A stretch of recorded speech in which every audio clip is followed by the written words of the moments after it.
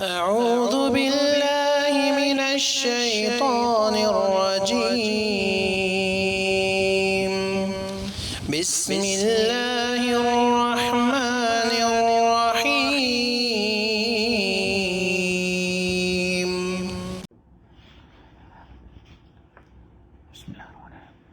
الحمد للہ وکفا وسلام علی عبادہ الذین اصطفى اما بعد فاعوذ باللہ من الشیطان الرجیم بسم اللہ الرحمن الرحیم ان الذین آمنوا وعملوا الصالحات سیجعل لهم الرحمن ودا۔ اللہ رب العالمین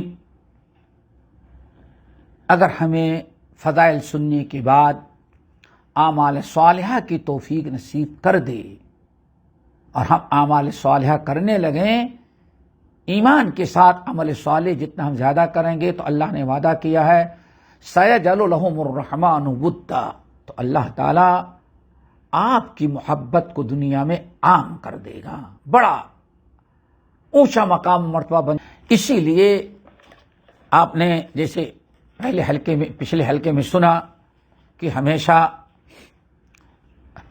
اللہ رب العالمین اسی کام کے لیے انبیاء علیہم الصلاۃ والسلام کو بھیجا، اور انبیاء علیہم الصلاۃ والسلام کے اہم مقاصد میں سے ایک مقصد یہ بھی تھا کہ لوگوں کو فضائل بھی سنائیں اور عذاب کی بھی خبر دیں، نذیر اور بشیر دونوں تھے۔ آج بھی ضرورت ہے کہ امت میں علماء یہی دونوں چیزیں کریں، کیونکہ نبی علیہ الصلاۃ والسلام کا یہی مشن تھا، ہمیشہ بہت سارے اعمال کی فضیلت بیان کرتے، تو محدثین اور ہمارے سلف اور علماء اعظام جو تھے، ہمیشہ انہوں نے جب کتابیں لکھی ہیں تو کبھی بھی فضائل سے کنارہ کشی نہیں اختیار کی، یہ یاد رکھیں۔ میں اس لیے بتا دے رہا ہوں کہ عجیب سا ماحول بنا ہوا ہے، فضائل کا نام سن کر کے بہت سارے لوگوں کا ایک عجیب سا مزاج بنا ہے، ارے یہ کیا فضائل نہیں، صرف انسان فضائل بیان کرے دوسری چیزیں بیان نہ کرے، یہ عیب ہے، یہ کوتاہی ہے، اس کو ہم غلط کہہ سکتے ہیں۔ لیکن اگر کوئی شخص ضرورت کے تحت فضائل بیان کرتا ہے، وقت اور ضرورت کے تقاضے کے مطابق مسائل بھی بیان کرتا ہے، اجر و ثواب بھی بیان کرتا ہے، اللہ رب العالمین کے عذاب سے ڈراتا بھی ہے، تو اس میں کوئی مذاکرہ کوئی حرج، بلکہ عین سنت انبیاء ہے۔ وما نرسل المرسلین الا مبشرین ومنذرین۔ تو ہم یہ بتانا چاہتے ہیں کہ چونکہ اعمال پر عمل کرنے کے لیے، احکام کی پابندی کے لیے رغبت اور شوق کا ہونا ضروری ہے۔ اسی لیے اب علماء کرام نے، محدثین نے، اسلاف نے جب حدیثوں کی ترتیب دینے لگے، حدیثوں کو مدون کرنے لگے، حدیثوں پر کتاب لکھنے لگے، جمع کرنے لگے، تو انہوں نے احکام والی احادیث کے ساتھ، مسائل کے ساتھ، حقوق و معاملات کے ساتھ فضائل کا بھی بڑا اہتمام کیا ہے، بڑا اہتمام کیا ہے۔ اس موضوع پر بھی انہوں نے کتابیں لکھی۔ اسی لیے آج ہمارے سامنے فضائل بیان کرنے کے لیے جو ہم مواد لیتے ہیں، جہاں سے یہ سارے نصوص لیتے ہیں، وہ حدیث کی کتابیں ہوتی ہیں، اور صرف یہ سارے فضائل محدثین اور اہل الحدیث ہی بیان کرتے ہیں۔ کسی فقہ میں، کئی فروعات میں کسی فقیہ نے، کسی مجتہد نے یہ باب نہیں قائم کیا کہ پہلے فضیلت کا بیان پھر مسائل کا، نہیں، یہ محدثین نے، اہل الحدیث نے، سلف نے کام کیا ہے کہ لوگوں کو مسائل اور احکام اور حقوق و معاملات، منکرات و محرمات، حقوق اللہ، حقوق العباد، یہ ساری چیزیں بتانے کے ساتھ ساتھ ان کو ان کے فضائل بھی بتاؤ. اور سلف نے، محدثین نے، اہل الحدیث نے، علماء حدیث نے اس لیے اس کا اہتمام کیا کہ انبیاء کی سنت ہے، نبی کی ہر سنت کو زندہ رکھیں. تو آج ہمارے سامنے جو کتابیں ہیں وہ دو قسم کی ہیں.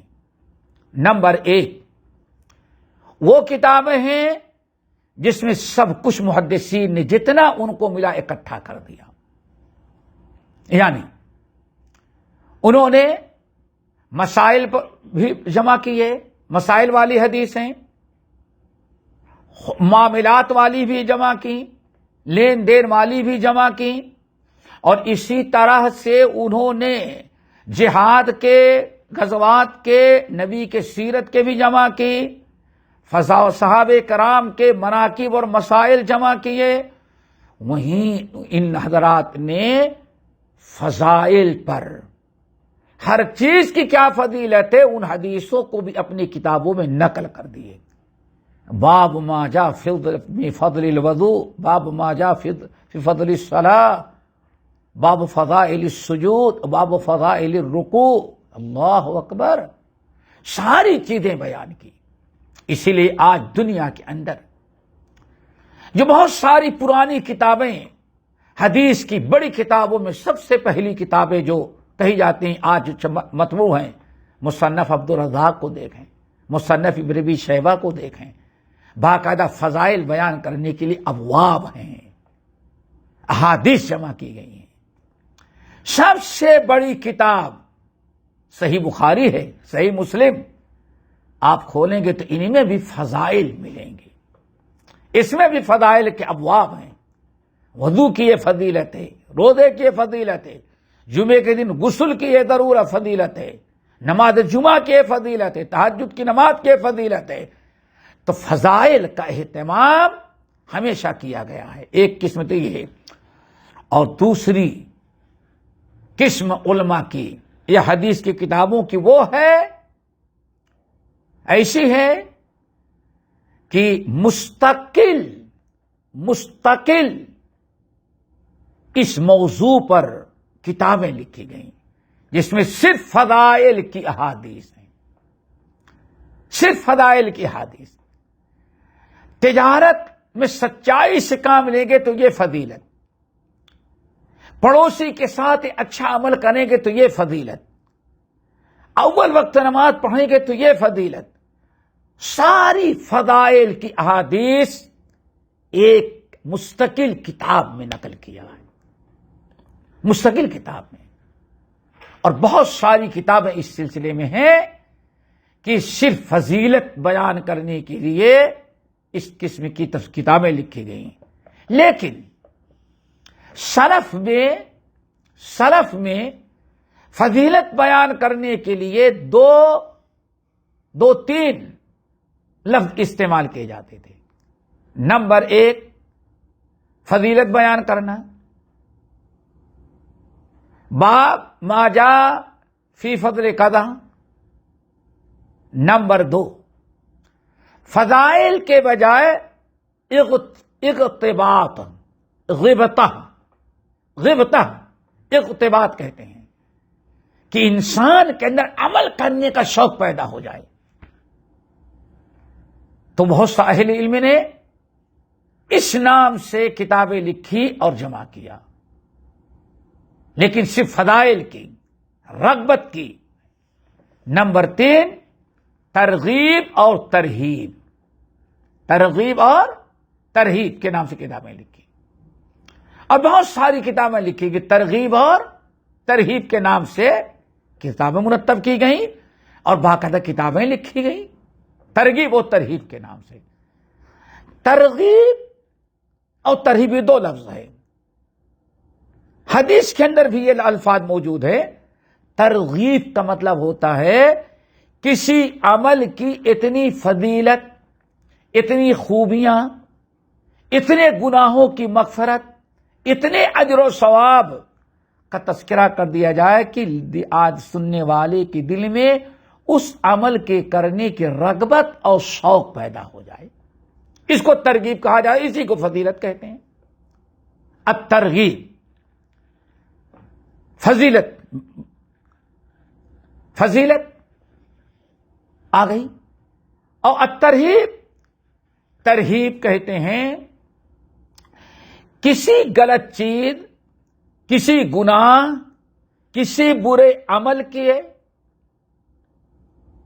متعلق جو اللہ اس کے رسول نے وعید سنائی ہے، عذاب بتایا ہے، اور جو کچھ خبریں دی گئی ہیں عذاب قبر کے، عذاب نار کے، اللہ تعالیٰ کے غضب کی، اللہ تعالیٰ کے ناراضگی کی، دنیاوی عذاب و تباہی و بربادی کی، انسان جب کسی کو کسی گناہ برائی سے روک رہا ہے تو اس برے عمل کی اتنی سزائیں، نبی کی اتنی حدیثیں، اتنی باتیں، قرآن کی ایسی آیات، اتنا زیادہ وہ بیان کر دے، ایسی حدیثیں بیان کرے، ایسی آیات، جن آیات اور عذاب میں، جن آیات اور حدیث میں اس برے کام کے کرنے والے کو عذاب کی دھمکی دی گئی ہو، تباہی بربادی کی، اور وہ انسان سننے کے بعد اس کے دل میں خوف پیدا ہو جائے، ڈر پیدا ہو جائے، اتنا خوف اور ڈر پیدا ہو جائے کہ آدمی اس کام کو چھوڑنے پر مجبور ہو جائے۔ اس کو کہا جاتا ہے ترہیب، ترغیب اور ترہیب۔ تو بہت سارے اہل علم نے ترغیب اور ترہیب کے نام سے کتابیں لکھی۔ اس نام سے سب سے پہلی کتاب جو نقل کی گئی، لکھی گئی، جہاں تک میں سمجھتا ہوں، ایک تو امام دمیاطی رحمت اللہ علیہ ہے، نمبر 2 خاص کر ترغیب و ترہیب کے نام سے ابو القاسم الاصبہانی رحمت اللہ علیہ، ابو القاسم الاصبہانی رحمت اللہ علیہ ہیں، جنہوں نے مستقل ایک کتاب لکھی الترغیب والترہیب، جس کے متعلق اہل علم کا کہنا ہے کہ اصبہانی رحمت اللہ علیہ کی اس کتاب الترغیب والترہیب سے پہلے اتنی بڑی کتاب، اتنی جامع معنی کتاب دنیا میں کسی نے نہیں لکھی تھی۔ اصبہانی نے کتاب لکھی جو دنیا میں سب سے بڑی کتاب تھی، الترغیب والترہیب للاصبہانی۔ لیکن پھر ایک عرصے کے بعد مصر کے اندر ایک عالم پیدا ہوئے جن کا نام عبد العظیم بن عبد القوی، عبد العظیم بن عبد القوی، یہ 581 ہجری میں پیدا ہوئے اور 656 ہجری میں انتقال کیے، یعنی 7ویں صدی ہجری کے یہ عالم ہیں۔ 7ویں صدی، 6ٹھی صدی ہجری کے اواخر اور 7ویں صدی ہجری کے نصف اول ان کا زمانہ تھا۔ انہوں نے بہت سارا علم حاصل کرنے کے بعد حدیث کا علم حاصل کیا، مکے مدینے چاروں طرف گئے، حدیث کا علم حاصل کرنے کے بعد انہوں نے بہت ساری کتابیں لکھی، تو ایک بے مثال کتاب لکھی الترغیب والترہیب، یہ دوسری کتاب ہے اس نام کی، الترغیب والترہیب۔ اس کتاب کے اندر تقریباً 20-25 کتابیں بڑی بڑی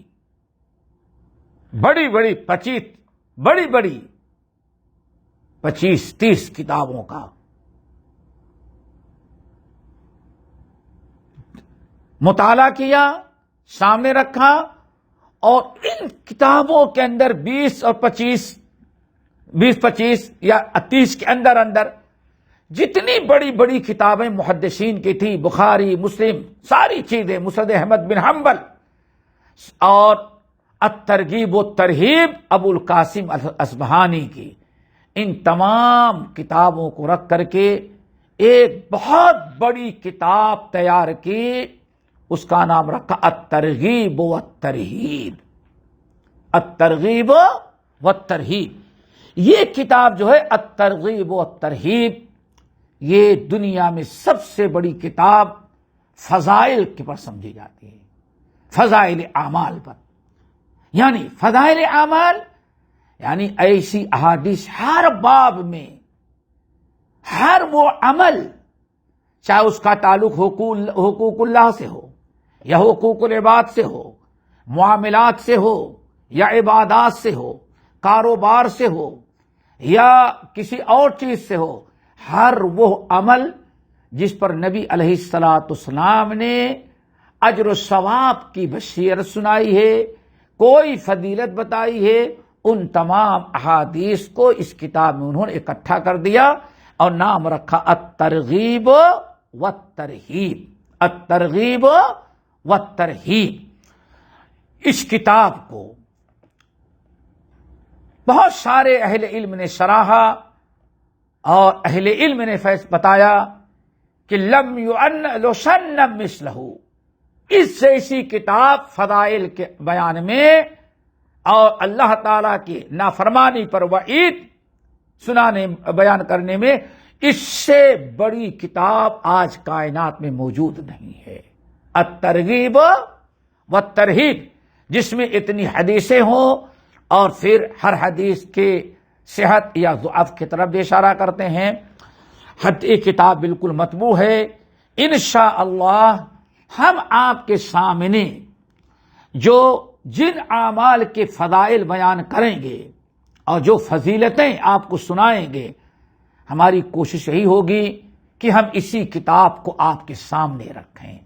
لیکن ایک کتاب ہے بہت بڑی، صرف ایک چیز کی فضیلت سننے میں ہو سکتا ہے مہینوں لگ جائے، تو اس لیے ہم کوشش کریں گے دوستو کہ ہر عمل کی فضیلت جو اس کتاب میں موجود ہے، ترغیب و ترہیب، امام منذری کی کتاب، اس کتاب میں ہر وہ عمل جس کی فضیلت بیان کی گئی ہے، ہم کوشش کریں گے کہ سب تو نہیں لیکن ہر مسئلے میں، ہر چیز کے اندر کچھ مخصوص احادیث آپ کے سامنے ترجمہ کر کے ان کو سمجھائیں گے، بتائیں گے کہ یہ عمل ہے، اس کی یہ فضیلت ہے، یہ عمل ہے، اس کی یہ فضیلت ہے، یہ عمل ہے، اس کی فضیلت میں نبی علیہ السلام نے یہ چیز بیان کی ہے۔ ہم آپ کے سامنے اسی حدیث سے کچھ منتخب کر کے حدیثیں آپ کے سامنے پیش کریں گے۔ اللہ تعالی ہم سب کو فضائل سننے کے ساتھ ساتھ فضائل حاصل کرنے کی توفیق نصیب فرمائے۔ دوستو، آج سننے کا زمانہ تو ہے لیکن عمل کرنے کا بھی بڑی کوتاہی ہوتی ہے، تو اس لیے دعا کریں کہ اللہ تعالی جہاں ہم کو فضائل بیان کرنے کا اور آپ لوگوں کو فضائل سننے کا موقع عطا کیا ہے، یہ بھی اللہ تعالیٰ کا فضل ہے، اللہ تعالیٰ کا انعام ہے کہ نبی علیہ السلام ارشاد فرماتے ہیں، اللہ اکبر، ان اللہ عز وجل اذا احب عبدا یستعملہ فی طاعت اللہ۔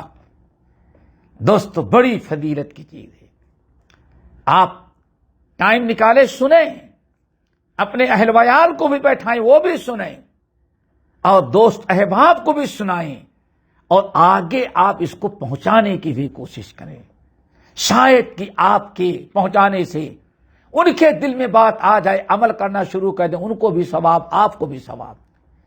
اب حدیث ذرا سنیں، کتنے خوش نصیب ہیں اور کتنا اللہ تعالیٰ کا فضل و کرم ہم پر اور آپ پر کہ ہفتے میں ایک دن 2 دن بیٹھیں اور فضائل اعمال پر گفتگو سنیں اور سنائیں۔ کتنی فضیلت کی چیز! اللہ کے رسول نے فرمایا، ان اللہ اذا احب عبدا، لوگو اللہ جب کسی بندے سے محبت کرتا ہے، جب اللہ اپنے کسی بندے اور بندی کو اپنا محبوب بناتا ہے، سبحان اللہ، یہ ہے فضائل۔ ان اللہ تعالی اذا احب عبدا، جب اللہ تعالیٰ اپنے کسی بندے یا بندی سے محبت کرتا ہے تو اس کو اللہ اپنے استعمال میں لے لیتے ہیں. یستعملہ فی طاعت اللہ، جب اللہ تعالیٰ کسی بندے سے محبت کرنا چاہتے، اپنا محبوب بناتے ہیں، تو اس کو اپنی اطاعت و فرما برداری کے کاموں میں استعمال کر لیتے ہیں. کتنی بڑی خوش نصیبی اس انسان کی کہ جسے اللہ تعالیٰ اپنے کام کے لیے منتخب کر لیں، اپنی اطاعت و فرما برداری کے لیے چن لے، منتخب کر لیں. یہ بہت ہی فضیلت والا انسان ہے، بڑے اللہ تعالیٰ بڑا پسندیدہ انسان. ان اللہ اذا احب عبدا یستعملہ فی طاعت اللہ. تو دوستو، ہم چاہتے ہیں کہ اس موضوع کو اچھی طرح سے سنیں، یاد رکھیں، عمل کریں، اس میں شرکت کریں اور لوگوں تک یہ فضائل پہنچائیں. کیوں؟ نبی علیہ السلام نے ارشاد فرمایا، نظر اللہ امرأ سمع مقالتی فحفظها ووعاها ثم اداها كما سمعها او كما قال علیہ الصلاۃ والسلام. نبی علیہ السلام نے بڑی بشارت سنائی ہے دوستو کہ جو سنتا ہے اور غیروں کو سناتا ہے، خوش سمجھتا ہے اور غیروں کو پہنچاتا اور سمجھاتا بھی ہے.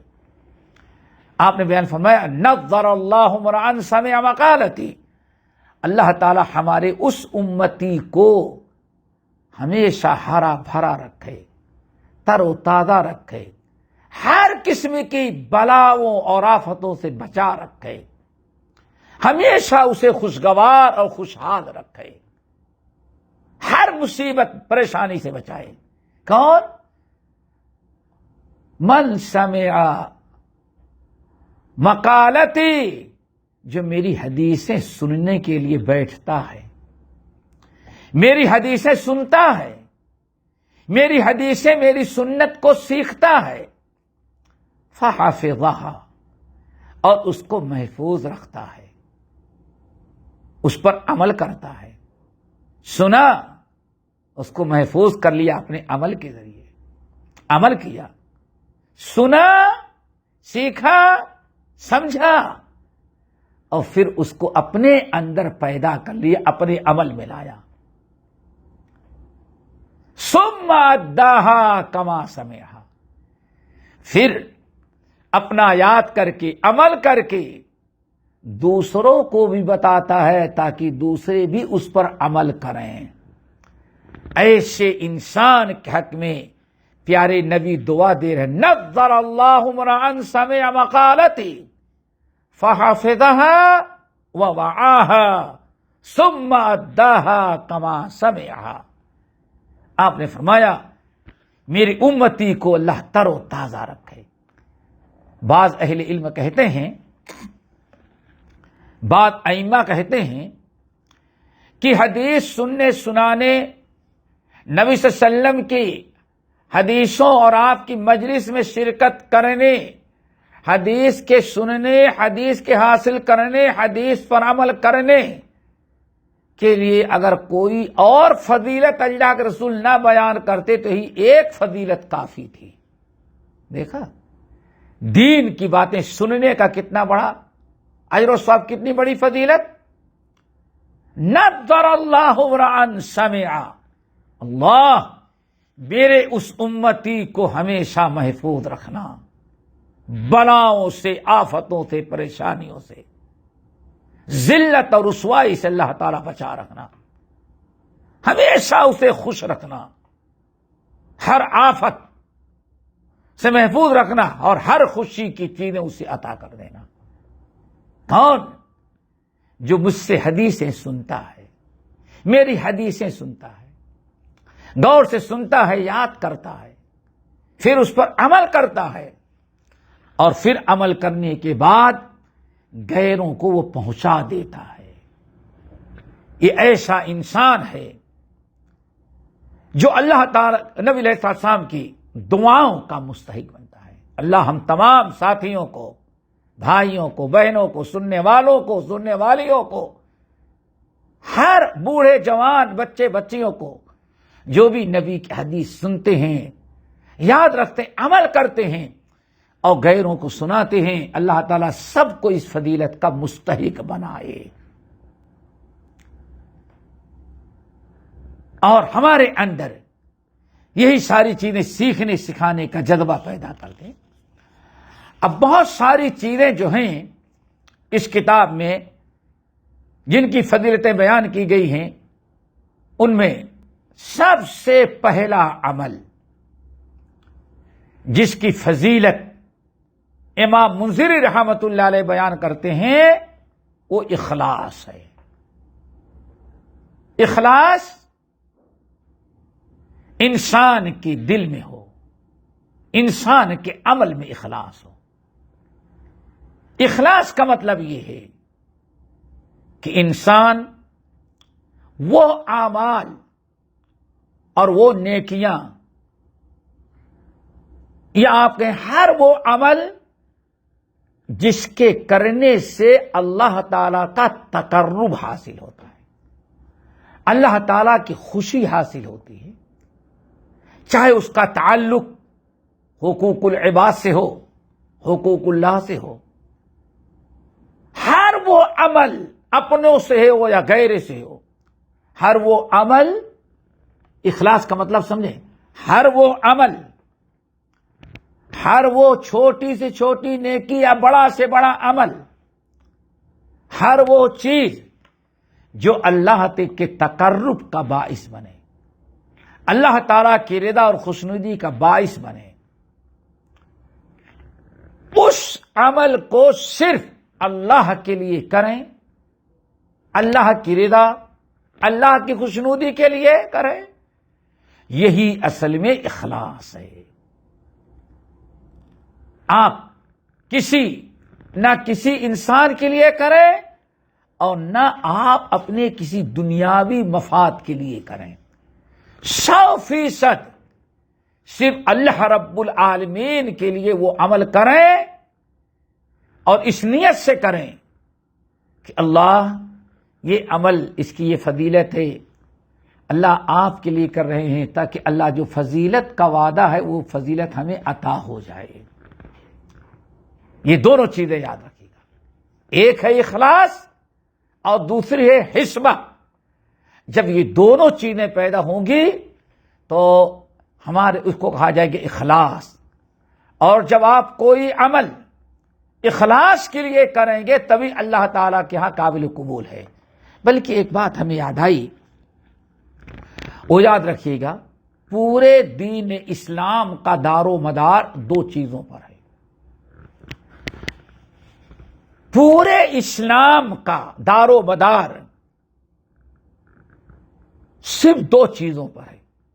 جب یہ 2 چیزیں انسان اپناتا ہے، اپنے اندر پیدا کرتا ہے، تب سمجھو کہ ہاں یہ انسان اسلام پر ہے، اللہ اس کے رسول کے بتائے ہوئے راستے پر ہے۔ نمبر 1 اخلاص، نمبر 2 اتباع۔ اور دوسرے لفظوں میں ایک ہے اخلاص اور دوسرا ہے احسان۔ یہ آپ سمجھیں، کوئی بھی انسان کا عمل، اسلامی عمل، اس وقت ہوگا جبکہ اس عمل میں 2 چیزیں پیدا کرے، ایک اسلام اور دوسرے احسان۔ اور اسی کو میں نے کہا کہ اہل علم کہتے ہیں پورے اسلام کی بنیاد، اسلام کا دار و مدار 2 چیزوں پر ہے، ایک ہے اخلاص اور دوسرے ہے احسان۔ اب یہ دونوں چیزیں کیا؟ اخلاص کا مطلب ہم نے بتایا کہ ہر وہ عمل جو اللہ کی رضا کے لیے، اللہ کے تقرب کے لیے اللہ نے مقرر کیا یا اللہ کے نبی نے مقرر کیا، ہر وہ عمل چھوٹا ہو یا بڑا ہو جو اللہ کے تقرب کے لیے ہے، اس عمل کو آپ کریں تو صرف اللہ کے لیے کریں، اللہ کی رضا کے لیے کریں، اللہ کی خوشنودی کے لیے کریں، اللہ تعالیٰ کا حق سمجھ کے کریں، اس کے اندر کوئی آپ کا دنیاوی مفاد نہ ہو۔ اس کو کہا جاتا ہے اخلاص۔ یہ ہے اخلاص۔ نمبر 2، احسان۔ احسان احسان کس کو کہتے ہیں؟ قرآن کے اندر سورۃ البقرہ، سورہ لقمان اور کئی مقام پر اتباع کو احسان کہا جاتا ہے، کہا گیا ہے۔ اتباع کو احسان کہا جاتا ہے۔ اتباع یعنی جب بھی آپ کوئی عمل اللہ کی رضا کے لیے کریں تو اس کو نبی علیہ السلام کی اتباع کے، آپ کی سنت کی روشنی میں عمل کریں۔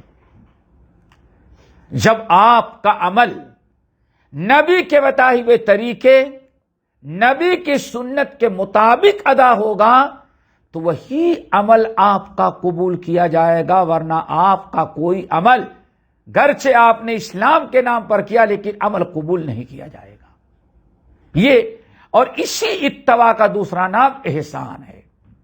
تو اخلاص اور احسان، اخلاص اور احسان یا اخلاص اور اتباع پورے دین اسلام کی یہی بنیاد ہیں۔ مثال دیتے ہیں، اگر آپ نے نماز پڑھی، سب سے بڑا تقرب کا ذریعہ نماز ہے۔ آپ نے نماز جو اللہ نے تقرب کے لیے مقرر کیا ہے، آپ نے اگر صرف اللہ تعالیٰ کے تقرب کے لیے، اجر و ثواب کے لیے، اللہ کی رضا کے لیے، اللہ کے فریضے کو ادا کرنے کی نیت سے آپ کریں گے تو یہ اسلام ہوگا، یہ آپ کی نماز اسلامی نماز ہوگی۔ اخلاص ہے، اللہ کے لیے آپ نے کیا۔ لیکن اگر یہی عمل آپ دنیا کے لیے کریں کہ یہ نماز پڑھوں گا تو میرا فلاں کام بن جائے گا، فلاں کام بن جائے گا، فلاں جگہ ہمیں نوکری نہیں مل رہی ہے، کام نہیں مل رہا ہے، وہ شیخ جو ہے وہ بے نمازی کو نہیں رکھتا تو ہم بھی نماز پڑھنے لگے تاکہ ہم کو بھی نوکری مل جائے، اور جب نوکری ختم ہو جائے تو نماز چھوڑ دیں، جیسے بہت سارے لوگ کرتے ہیں۔ دیکھیں، آپ نے نماز تو پڑھی لیکن آپ نے نوکری کے لیے نماز پڑھی۔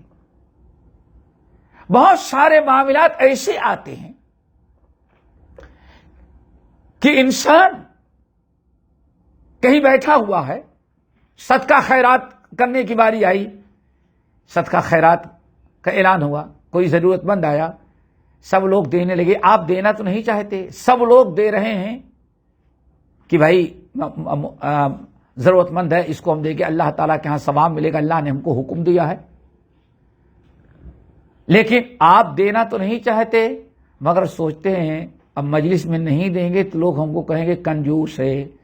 آپ نے مال تو دیا لیکن سبوں نے جس نیت سے دیا اس نیت سے آپ نے نہیں دیا، تو آپ کا کام ہے تو اسلامی بظاہر، لیکن اس کو اسلام نہیں کہ اس کو ریاکاری کہیں گے، اس کو ریاکاری کہیں گے۔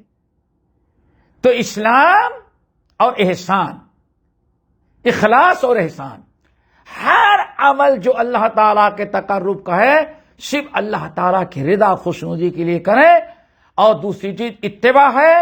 اتباع یعنی ہر عمل جو اللہ کے لیے کریں نبی علیہ السلام کے بتائے ہوئے طریقے کے مطابق، یہی دو چیزیں آپ کے اندر آ جائیں تو یہی اصل میں دین ہے، یہی ایمان ہے، یہی اسلام ہے۔ اللہ تعالیٰ سے دعا کریں اللہ تعالیٰ ہم سب کو اخلاص ادا کرے۔ انشاءاللہ اگلے مجلس میں اخلاص کے فضائل بیان کریں گے۔ کیوں؟ جب سارا دار و مدار اسلام کا اس اخلاص پر ہے تو سب سے پہلے ہم انشاءاللہ آپ کے سامنے اخلاص کے فضائل بیان کریں گے، اس کے بعد دوسری چیزوں کے اقول قولی ھذا واستغفر اللہ من کل ذنب واتوب الیہ۔